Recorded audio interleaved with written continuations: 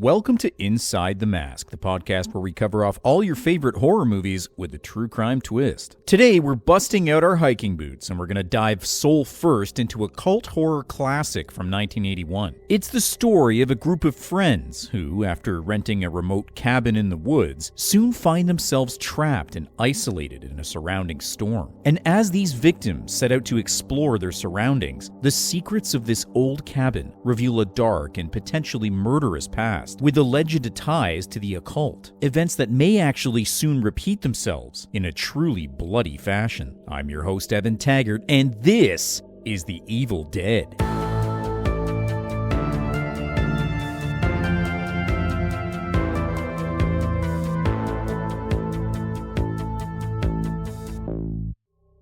It's October of 1982, and in the backwoods of rural Tennessee, 5 students from Michigan State University are embarking on a weekend getaway. Now, this group was made up of close family and friends who had rented a log cabin in the woods for the weekend, a getaway from the hustle and bustle of the busy school season. Now, the group of victims in the cabin cult murders were mostly mid-20s university students. In addition to missing person Ash Williams, there was his then-girlfriend Linda, as well as his own younger sister Cheryl, both of whom were located murdered on scene. The group of travelers was rounded out by a dating couple, Scotty and Shelley, who would also tragically end up as victims in the case. In fact, by the time responding police officers arrived at the cabin, there would be no survivors in these homicides that took place over that weekend in Tennessee.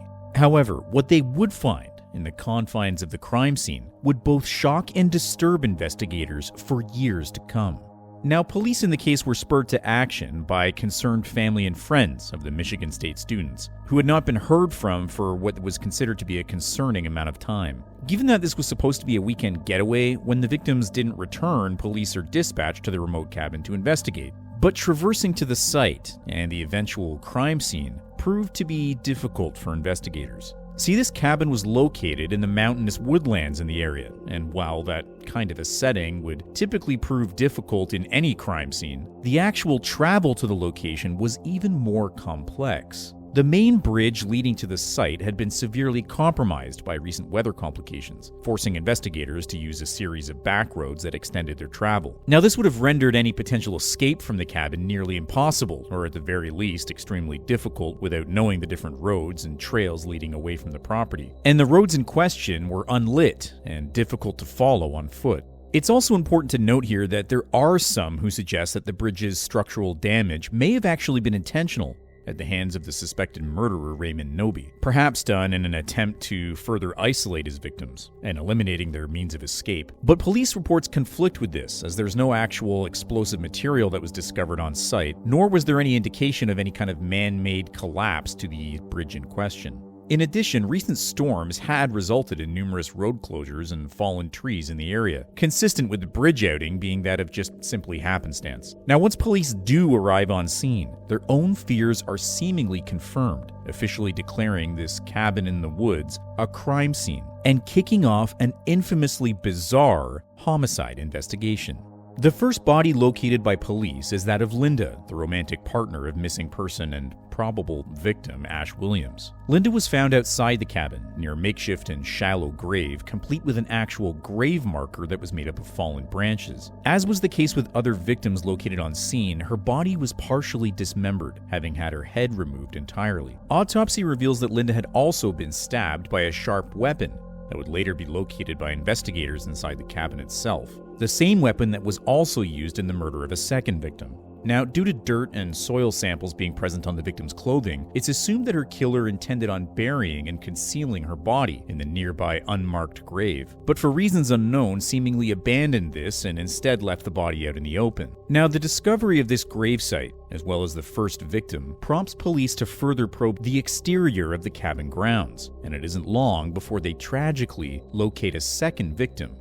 Shelley's dismembered remains were found in a shallow grave not 10 feet from Linda's own body. While her actual cause of death is ultimately unclear, police theorize that she was actually killed and dismembered within the cabin itself, due to advanced amounts of trace blood samples located inside that matched Shelley's DNA. Now, this included samples on an axe that was recovered as evidence from the crime scene, and it's theorized that this was actually used to dismember the corpse. Her torso was found to have suffered from a single puncture wound, matching the same diameter as that of the wound on Linda's body, which police believe indicates that both victims were likely stabbed with the same bizarre dagger-like weapon that was discovered inside the cabin. Autopsy here also reveals another piece of interesting information. There's considerable tissue damage to Shelley's head, consistent with first and second degree burns. Now, some believe that this may have been the result of the murderer trying to actually burn the remains unsuccessfully before resorting to simply burying them on the grounds. It's suggested in investigation materials that the murderer in question, heavily suggested to be Raymond Noby, likely killed and dismembered these two victims and attempted to conceal the remains. While it's not possible to officially confirm, given that Noby himself was never actually located, authorities and experts tend to support this theory, given the state of the crime scene inside the cabin, as well as the other victims located within.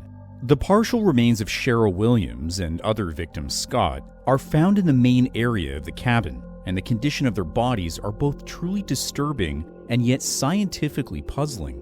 While the crime scene in the cabin is consistent with that of a murder taking place, or more accurately a series of murders, the actual cause of death in regards to Scott and Cheryl is ultimately impossible to determine, and this is due to one simple but puzzling fact.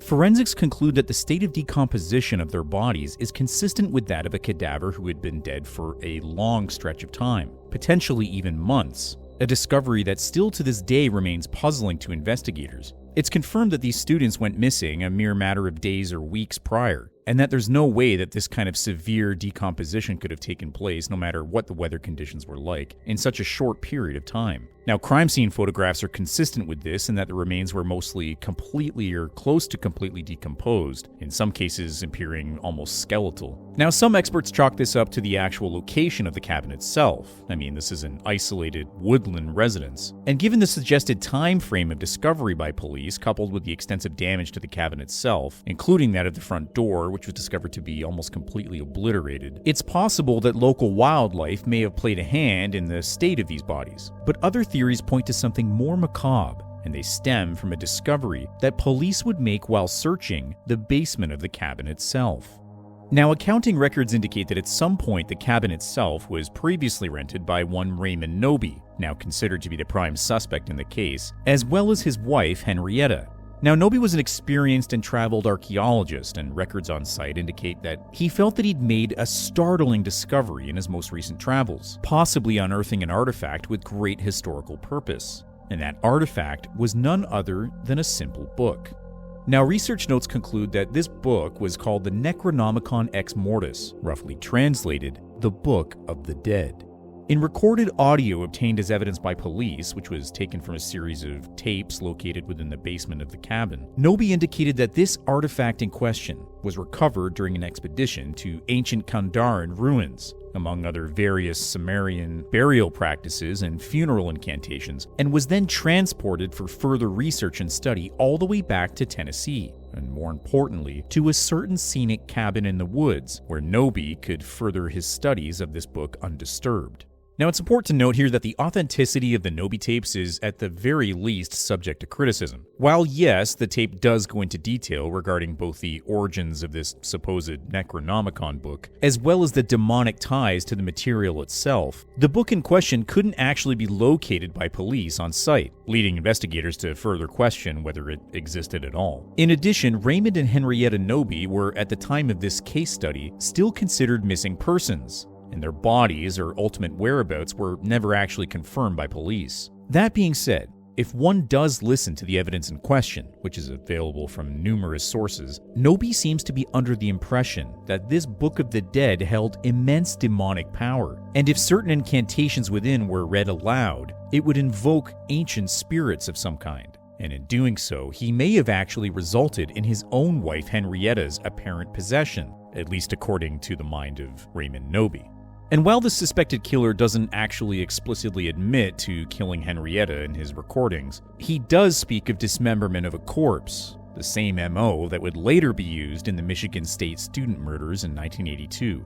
Now, it's through these audio recordings that police officially make a formal connection to the killer and suggest that Raymond Noby is the most likely suspect in the cabin murders of 1982. Authorities believe that at some point during his research of both Kandahran ruins and Sumerian artifacts, Nobi became almost obsessed and enamored by these cult-like and demonic discoveries, even going so far as to convince himself that the bizarre passages and stories within the Necronomicon book invoked very real-world spiritual entities. Now, whether this was fueled by a simple obsession or possibly mental illness can't actually be corroborated, as official records of Raymond Nobi's own medical history are mostly either unremarkable or otherwise unavailable. The most popular theory here is that at some point during the stay at the cabin, Nobi may have actually murdered and dismembered his own wife Henrietta, having concealed her remains somewhere on the grounds in a similar fashion to the Michigan State student bodies later located by police in the investigation.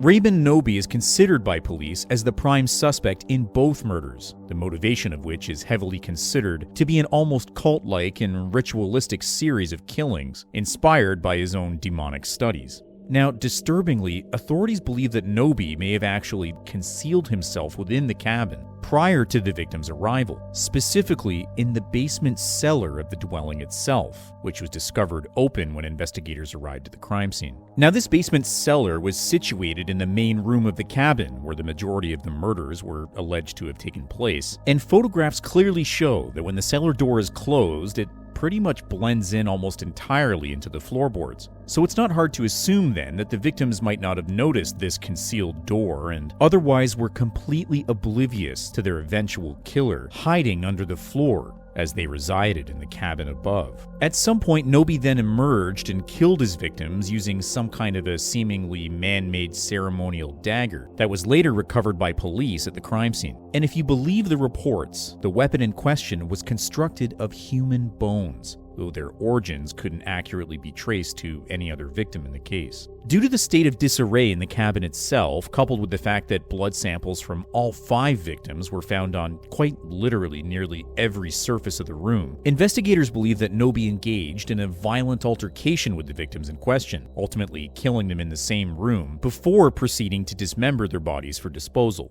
Now, the body of victim Ash Williams wasn't actually located or recovered by police, but the fact that his DNA and blood samples were located within the cabin provide police with evidence that Ash was likely another victim of foul play of Raymond Nobi, who claimed a total of 5 victims during his murder spree in 1982, not counting his missing wife Henrietta.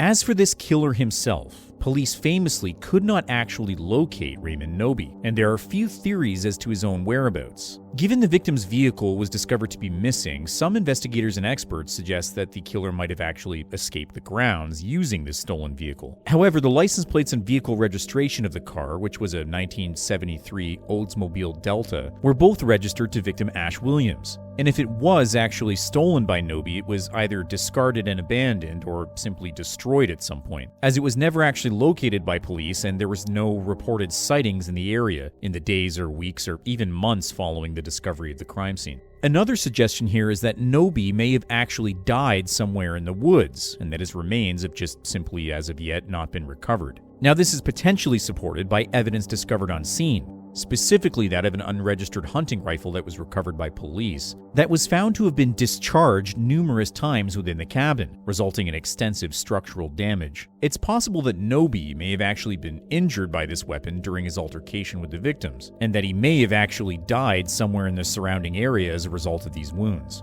This could actually also explain why he abandoned burying victim Linda, and that he might have been suffering from a gunshot wound at the time, and simply found that these wounds may have actually prevented him from successfully concealing her body.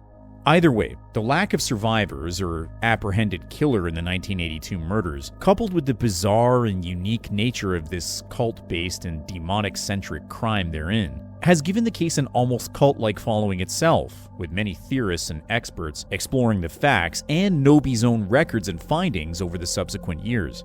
Now, the cabin in the woods at some point burned down, reportedly leaving nothing behind but a stone chimney. And with the destruction of the site itself, the secrets of the fabled Necronomicon book and the cult-crazed killer Raymond Nobi would seemingly be lost to time, leaving behind only a demonic and haunting murder case that just might have one second guessing their own next reclusive cabin getaway. Thanks for listening to our true crime spin on The Evil Dead. For this one, I tried to mainly stick to the canon of the first film, while also sprinkling in some tidbits from Evil Dead 2. It's a series that's had a slew of continuity changes over the years, so it's a bit tougher to piece together what's what when you're viewing them all sequentially. While the first movie is a pretty straightforward, stranded in the woods kind of monster story, the second one is drastically different in tone, with a lot more dark comedy and kind of goofy over-the-top moments that in the eyes of many fans actually probably makes it a superior sequel. It also spends the first chunk of the movie changing a lot of the continuity from the first film, so because of that, I kinda took bits from both that made sense to slide into the original story, like including mentioning Henrietta, who actually shows up as a horrific monster in Evil Dead 2. Like seriously, terrified me when I was younger. As well as the fact that Ash Williams would technically be missing at the time of a police investigation, considering at the end of the second movie he straight up gets sucked into a time portal along with his car. Yeah, that actually happens. And it's awesome. That's pretty much the only event from the second one that I included in this true crime twist though, and otherwise I just ignored all the other characters from Evil Dead 2, instead focusing on the main narrative of the first film. The Evil Dead franchise is still going strong after almost 45 years after its original release. It's had sequels, remakes, requels, and a totally wild but awesome TV series since, all of which are worth checking out in my opinion. The movies are mostly available to rent on Prime and other services that are out there, and if you're gonna check them out, just a fair warning, these movies are over-the-top gory. They pretty much invented the trope of an almost water jet-like blood spraying effect, so honestly, strap yourself in. Also, the main character has a chainsaw for a hand. Groovy. And that's all for this week's episode. As always, I'm your host, Evan Taggart, and this has been Inside the Mask.